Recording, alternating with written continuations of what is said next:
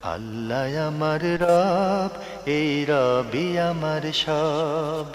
দামে দামে তুন মনে তারি অনুভব। তোমার দুনিয়াতে আমি যেদিকে তাকাই, অথই নিয়ামতে ডুবে আছি সবাই। পাক পাখালির গানে শুনি তসবি কলরব, তসবি কলরব। আল্লাহ আমার রব, এই রবি আমার সব। আসসালামু আলাইকুম, আলহামদুলিল্লাহ, আসসালাতু ওয়াসসালাম আলা রাসূলিল্লাহ।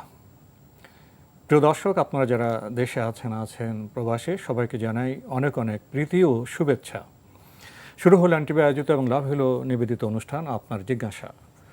আপনাদের সাথে আছি আমি জয়নুল আবেদিন আজাদ, আর আপনাদের মনোজাগা প্রশ্নের জিজ্ঞাসার জবাব দিচ্ছেন বিশিষ্ট আলেম ডক্টর মোহাম্মদ সৈফুল্লাহ। আসসালামু আলাইকুম ওরহমতুল্লাহি ওয়াবারাকাতুহু। প্রিয় দর্শক, চলুন তাহলে জিজ্ঞাসার জগতে। শুরুতে একটি ইমেল, এটি পাঠিয়েছেন ফাতেহা জাহান। লিখেছেন, আমি সেলাইয়ের কাজ করি। অনেক সময় কাস্টমারদের জামা সেলাই করার পর কিছু অবশিষ্ট কাপড় থেকে যায়। ওই অবশিষ্ট কাপড় আমি নিজের কাছে রেখে দেই। এতে কি আমার উপার্জন হালাল হবে? আর যদি তাদের অবশিষ্ট কাপড় তাদেরকে দিয়ে দিতে হয়, তাহলে পূর্বের কাপড়গুলোর অবস্থা এখন কি হবে? ধন্যবাদ। প্রথম কথা হচ্ছে, এই কাপড় যেগুলো অবশিষ্ট থেকে যায়, এটা যদি এত সামান্য হয় যে কোনো ব্যক্তি একেবারে টুকরো সামান্য হয় যে মানে কোনো ব্যক্তি এগুলো চায় না, মানে বলে না আমার অতিরিক্ত কাপড় ফেরত দেন, অতিরিক্ত কাপড় ফেরত দেবেন, এই ধরনের কিছু না চায়, তাহলে এই কাপড় রেখে দেওয়া আপনার জন্য জায়েজ। এই টুকরো কাপড় দিয়ে যদি কোনো অন্য কিছু টুকরো কোনো জিনিস তৈরি করা যায়, সেটা আপনার জন্য জায়েজ।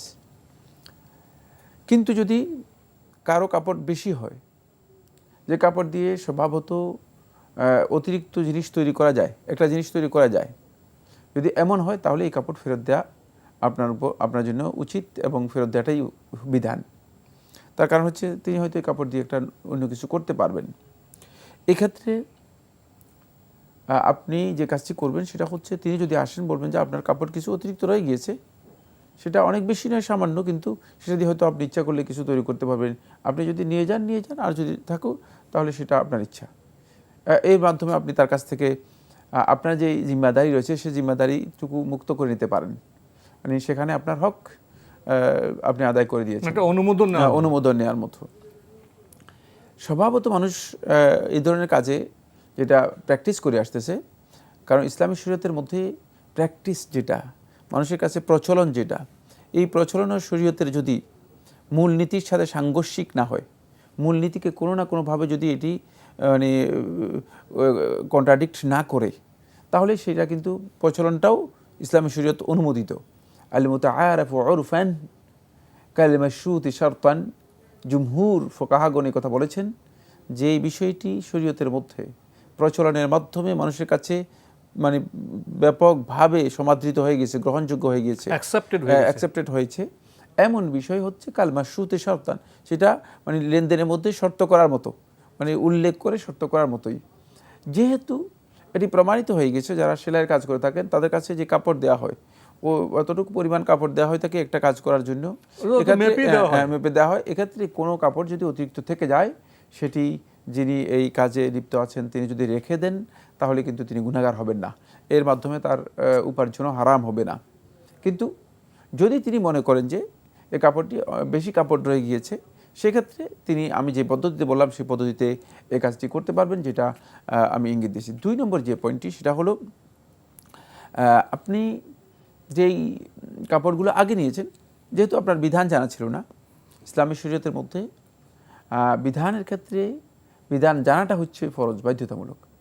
কোনো বান্দা অথবা কোনো ব্যক্তি যদি বিধান না জেনে সেই কাজটি করে ফেলেন, তাহলে বিধান না জানার কারণে ইসলামী শরীয়ত তাকে এই ক্ষেত্রে মাজুর মনে করবে।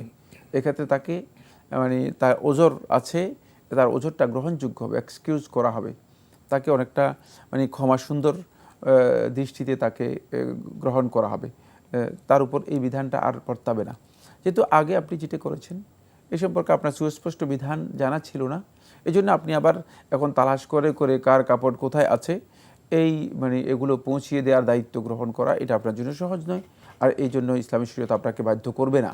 তাই এক্ষেত্রে আপনি আগে যেগুলো করেছেন সেগুলো হয়ে গিয়েছে, কিন্তু পরবর্তী সময় যদি আপনি মনে করেন যে এমন কাপড় যে কাপড় দিয়ে তিনি কিছু করতে পারেন, সেক্ষেত্রে তার কাছ থেকে অনুমতি নেওয়া অথবা তার কাপড় তাকে ফেরত দেওয়ার মাধ্যমে আপনি এই জিম্মা থেকে নিজেকে মুক্ত করতে পারবেন। প্রিয় দর্শক, খুবই জীবন ঘনিষ্ঠ বিষয়ে আমরা অবগত হলাম। আমাদের হাতে আরও একটি ইমেল, এটি পাঠিয়েছেন তাহমিদ আহমদ। লিখেছেন, মেয়েরা আর যে অর্থাৎ রেডিও জোকার হতে পারবে কি? মেয়েদের আরজে হওয়ার বিষয়টি উল্লেখ করেছেন না, মেয়েদের আরজে হওয়া যাবে না। তার কারণ হচ্ছে রেডিও জোকার, জোকার কাকে বলা হয়? জোকার হচ্ছে যিনি তার মানে বক্তব্যের মাধ্যমে, কথার মাধ্যমে, মানে কথার যে শিল্প আছে শিল্পকে কাজে লাগিয়ে মানুষদেরকে আকৃষ্ট করে, নিজের দিকে হাস্যরস সৃষ্টি করে মানুষদেরকে আকৃষ্ট করে, এই কাজটি মেয়েরা করার জন্য অনুমোদন পাবে না। তার কারণ হচ্ছে স্বভাবতই মেয়েদের প্রতি একটা ভিন্ন দৃষ্টি থেকে যায়, সেক্ষেত্রে ফিতনার একটা কারণ এখানে জড়িত রয়েছে। এখানে ভাষায় কণ্ঠে একটা আবেদন সৃষ্টি করতে হবে। সেই জন্য যেহেতু আবেদনটা এমন হতে হবে যে আকর্ষণ তৈরি হয়, আকর্ষণ তৈরি হয়, এই কাজটি তিনি করবেন না। তিনি যদি খবর পড়েন, নর্মাল একটা খবর পড়ে গেলেন, এটা তার জন্য হারাম নয়, নিষিদ্ধ নয়, জায়েজ রয়েছে। কিন্তু মানে এই ধরনের একটা আবেদন নিয়ে, যেখানে হতে পারে যে কোনো উত্তেজনাও থাকতে পারে, কোনো সুরসুরি থাকতে পারে, কোনো ধরনের এই আকর্ষণ তৈরি করা থাকতে পারে, তারপরে জোকার হতে হাস্যরস তৈরি করার জন্য কিছু এলোমেলো কথাও থাকতে পারে। ফলে এই যে অবস্থা, এই অবস্থাটি রেডিওতে যদি মেয়েরা করেন, তাহলে মেয়েদের এই প্রফেশনটা ইসলামী শরীয়ত অ্যালাউ করবে না। এটা এই জন্য অ্যালাউ করবে না যেহেতু ইসলাম নারীদের জন্য যে সমস্ত মাদান্নুল ফিতনা রয়েছে, ফিতনার জায়গা রয়েছে, সেগুলো থেকে দূরে থাকতে নির্দেশ দিয়েছে। ওয়ালা তাকরাবুজ জিনা, সেখানে ওয়ালা তাকরাবুজ জিনা, মানে তোমরা বেবিচার, অশ্লীলতা, খারাপ কাজ এগুলোর কাছেও যেও না। ওলা তাকরাবুল ফাওয়াহিশা মা যাহারা মিনহা ওয়া মা বাতান, তোমরা ওই সমস্ত ফাহিশা, অশ্লীল কাজ যেগুলো প্রকাশ্য অথবা গোপন, গোপন বলতে এই ধরনের অশ্লীলতা যেগুলো আসলে মানে সরাসরি অশ্লীলতা নয়, হ্যাঁ, কিন্তু অশ্লীলতার মানে ইয়ে রয়েছে, অপ্রত্যক্ষভাবে অশ্লীলতার দিকে পরিচালিত করে নিয়ে যায়, এই ধরনের অশ্লীলতার মধ্যেও যাওয়া যাবে না। এই জন্য মেয়েদের এই কাজটি, যেটা আপনি বলেছেন যে রেডিও জোকার আর যেটা বলেছেন সেটি হওয়া জায়েজ নেই, এখান থেকে একটু বিরত থাকতে হবে। আরও লিখেছেন, মেয়েরা অভিভাবকের অনুমতি ছাড়া বিয়ে করলে নবায়ন করতে হবে বলেছেন। অভিভাবক যদি বিয়েটা মেনে নেন তাহলে বিয়েটা জায়েজ হয়ে যাবে নাকি পুনরায় নিকাহ করতে হবে? নিকাহ পুনরায় করার বিষয়টি আসলে যথার্থ নয়। এখানে শুধুমাত্র যে পয়েন্টে কথা সেটা হচ্ছে আকদটা তার সঠিক হয়নি। এক্ষেত্রে অভিভাবক যদি মেনে নেন তাহলে অসুবিধা কিসের? নতুন করে আকদ সংশোধন করে নতুন করে অভিভাবকের উপস্থিতিতে আকদটা কি করে নেয়া, আকদটা নবায়ন করে নেয়া। আর আকদের জন্য কিছুই না, সেটা হলো অভিভাবক বলবে যে হ্যাঁ মানে আগে ভুল হয়ে গিয়েছে, আমি এখন এই প্রস্তাবনা দিচ্ছি, তারপরে বর বা স্বামী বলবে যে হ্যাঁ আমি এটা কবুল করলাম, তাহলে আকদটা কি হয়ে গেল, নবায়ন হয়ে গেল বা আকদটা হয়ে গেল। এর জন্য কোনো ধরনের আনুষ্ঠানিকতার প্রয়োজন নেই, কোনো কিছুর অতিরিক্ত কোনো কিছুর প্রয়োজন নেই, নতুন করে নিকাহ করার প্রয়োজন নেই, মানে এইগুলোর কোনো প্রয়োজন নেই। এটা শুধুমাত্র যে আকদটা শরিয়ার যে নীতিমালা রয়েছে সেই নীতিমালাকে লঙ্ঘন করা হয়েছে, এই নীতিমালা থেকে বের হওয়ার জন্য। তাহলে আপনি এখানে যে বিষয়টা হয় মানসিক এই অশান্তি বা মানে মানসিক এই দুশ্চিন্তার মধ্যে আপনি থাকবেন না, যে দুশ্চিন্তা আপনাকে মানে সারা জীবন হয়তো ইয়ে করবে যে আমি বিয়ে করেছি কিন্তু আমার অভিভাবকের অনুমতি ছাড়া, ঠিক না, এটা একটা থেকে যাবে স্বাভাবিকভাবে। সেখান থেকে আপনি বেরিয়ে আসলেন, খুব সহজ বিষয়। যেহেতু অভিভাবক মেনে নিয়েছেন, অভিভাবক এখন সুন্দর করে বসেই কয়েকটি কথার মাধ্যমে সেটাকে মানে আগটাকে শুধুমাত্র আগটাকে শুদ্ধ করে নিতে পারেন। ভাই তাহমিদ আহমদ, আপনি আরও লিখেছেন, স্বামীর অনুমতি ছাড়া মহিলারা কোথায় যেতে পারবেন এবং কি কি কাজ করতে পারবেন? স্বামীর আনুগত্য বিষয়ক একটি বইয়ের নাম বললে উপকৃত হব।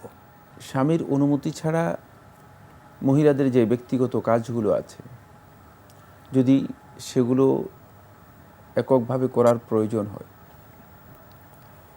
অথবা ব্যক্তিগত যে নিডসগুলো রয়েছে, যেমন খাবার দাবার প্রয়োজনের জন্য মার্কেটে যাওয়া, কেনা, এগুলোর যদি প্রয়োজন দেখা দেয়, অথবা তার এমন কোনো ইমার্জেন্সি, যেমন আত্মীয় স্বজন কেউ অসুস্থ, যেগুলো তার হক এর মধ্যে অন্তর্ভুক্ত, এই বিষয়গুলো তিনি করতে বাধা নেই। আর এগুলোর জন্য আলাদা আলাদা অনুমতিপত্র আমি মনে করে থাকি যে এটি অতিরিক্ত বাড়াবাড়ি ছাড়া আর কিছুই নয়, এক্সট্রিমনেস, অতিরঞ্জন।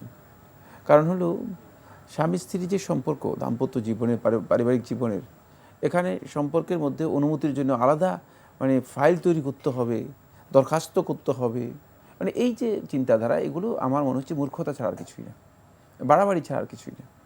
এটাই তো যথেষ্ট যে মানে স্ত্রী বলবে যে আমার ওখানে যাওয়া দরকার, স্বামী প্রয়োজন মনে করলে সমাজে একটা প্রচলন আছে তো, কোথাও কোথাও যাওয়া যাবে, এটা জানে মানুষ, কোথাও যাওয়া যাবে অনুমতি ছাড়া। এগুলোকে আল্লাহ সুবহানাহু ওয়া তাআলা অথবা আল্লাহ রাসূল সাল্লাল্লাহু আলাইহি ওয়াসাল্লাম নির্দিষ্ট করে দেন নাই যে এই জায়গায় যেতে পারবে আর এই জায়গায় যাওয়া হারাম।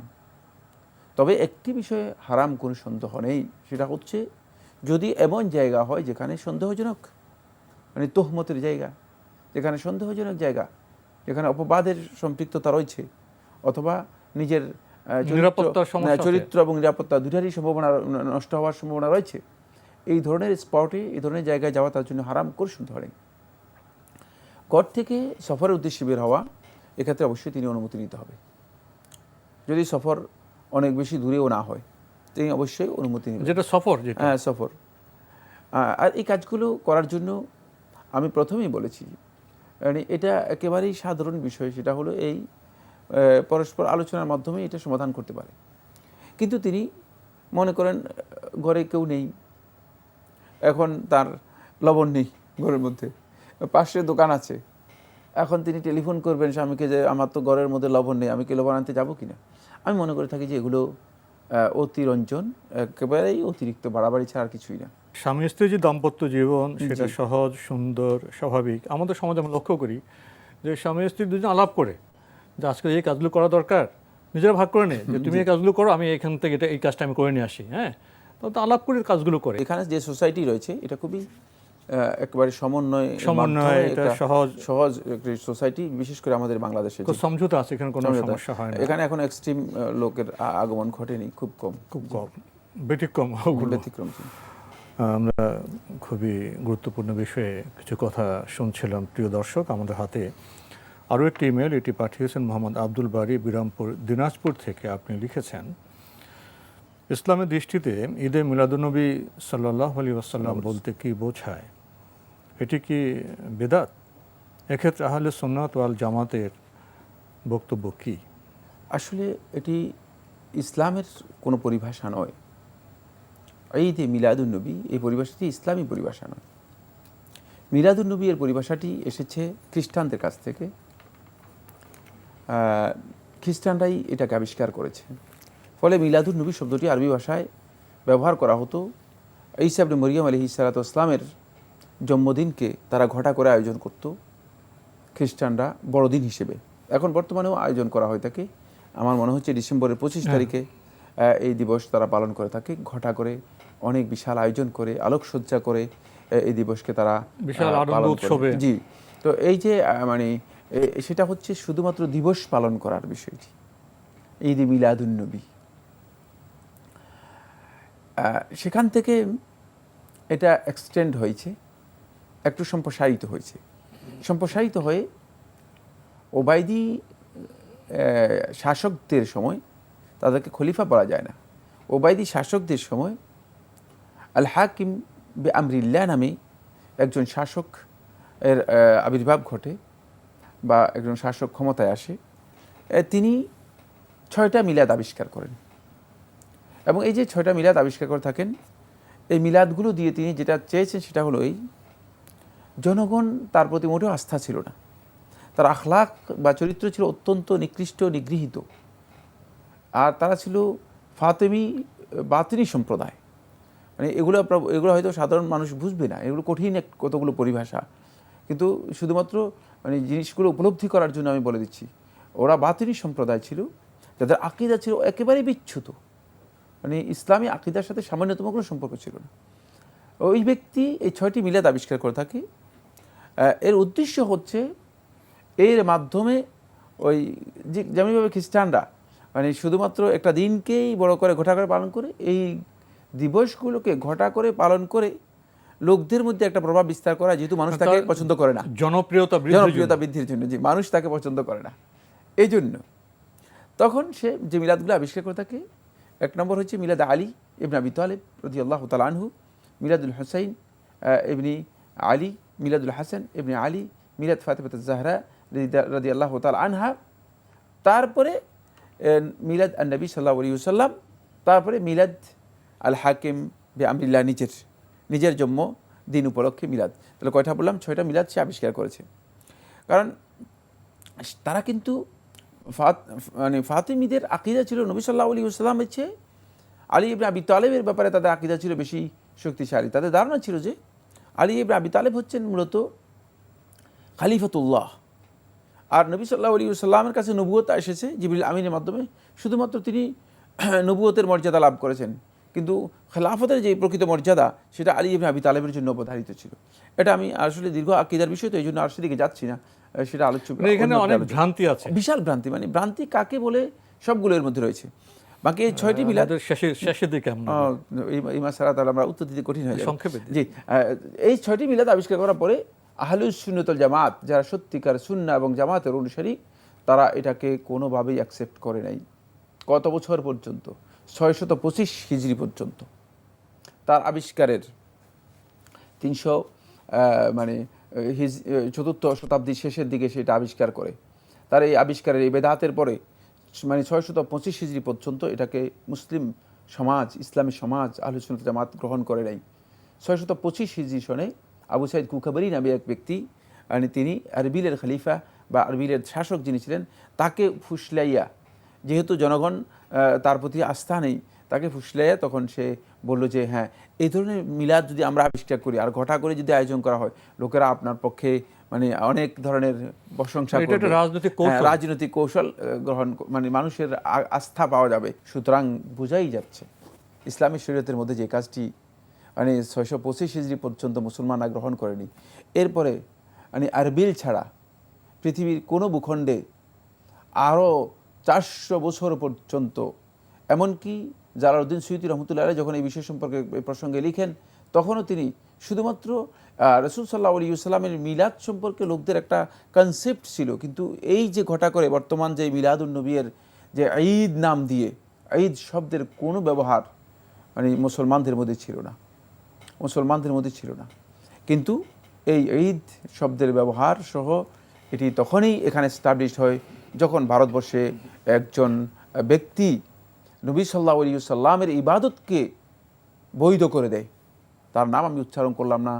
সে মনে করে যে নবী সাল্লাল্লাহু আলাইহি ওয়াসাল্লামের ইবাদত করতে হবে আর আমরা নবী সাল্লাল্লাহু আলাইহি ওয়াসাল্লামের গোলাম, এবং সে নিজের নাম পরিবর্তন করে এই বিভ্রান্ত পথভ্রষ্ট ব্যক্তি নবী সাল্লাল্লাহু আলাইহি ওয়াসাল্লামের নামে নিজের নাম আব্দুর রসুল, রাসূলের গোলাম, এই নাম হিসেবে নিজের নাম পরিবর্তন করে থাকে।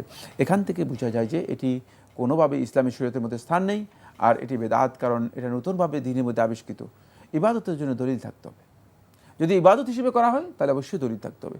আর যদি মনে করা হয় একটা বেহুদা কাজ, ইমানদার ব্যক্তিগণ কোনো বেহুদা কাজের মধ্যে নিজেকে লিপ্ত করবে না। তো আজকে আমাদের এখানেই শেষ করতে হচ্ছে। আপনাকে অনেক ধন্যবাদ। আপনাকে অশেষ ধন্যবাদ। প্রিয় দর্শক, আমরা দেখছিলাম এনটিভি আয়োজিত এবং লাভেলো নিবেদিত অনুষ্ঠান আপনার জিজ্ঞাসা। আমাদের অনুষ্ঠান আপনারা এনটিভি অনলাইনেও দেখতে পারবেন। ভিজিট করুন www.ntvbd.com। এছাড়া ইউটিউবে এবং আমাদের ভেরিফাইড ফেসবুক পেজে অনুষ্ঠান দেখতে পারবেন। শেষে এসে আমরা যে প্রশ্নটি পেয়েছিলাম, এর সাথে ইতিহাস জড়িত, পরম্পরা জড়িত, এ নিয়ে আরও কিছু কথা বলার প্রয়োজন ছিল। লক্ষ্য করেছেন সময়ের কারণে আমরা সংক্ষেপে শেষ করেছি। নবী সাল্লাল্লাহু আলাইহি ওয়াসাল্লামকে আমরা শুধু বিশেষ দিনে নয়, আমরা সারা বছর স্মরণ করব। নামাজে আমরা তাকে স্মরণ করি, তিনি আমাদের রাসূল, তাকে আমরা অনুসরণ করব। তার প্রতি ভালোবাসার প্রকাশ আচরণের মাধ্যমে হবে, বিশেষ কোনো দিনে শুধু ঘন ঘটায় নয়। এখানে এই বিষয়গুলোর মধ্যে যে চেতনা এবং যেখানে যেখানে পার্থক্য আছে সেগুলো আমাদের উপলব্ধি করতে হবে। চিঠি লিখুন, প্রশ্ন পাঠান আমাদের ঠিকানায়। পরিচালক আপনার জিজ্ঞাসা, এনটিভি, বিএসসিসি ভবন, 7ম তলা, 102 কাজী নজরুল ইসলাম এভিনিউ, কারওয়ান বাজার, ঢাকা 1215। আপনারা ইমেলও করতে পারেন। আমাদের ইমেল অ্যাড্রেস আপনার জিজ্ঞাসা @ntvbd.com। প্রিয় দর্শক, মহান আল্লাহ আমাদের সবাইকে নিরাপদে রাখুন, রাখুন শান্তিতে। আসসালামু আলাইকুম। আল্লাহ আমার রব, এই রবি আমার সব, দামে দামে তুন মনে তারি অনুভব। আল্লাহ আমার রব, এই রবি আমার সব।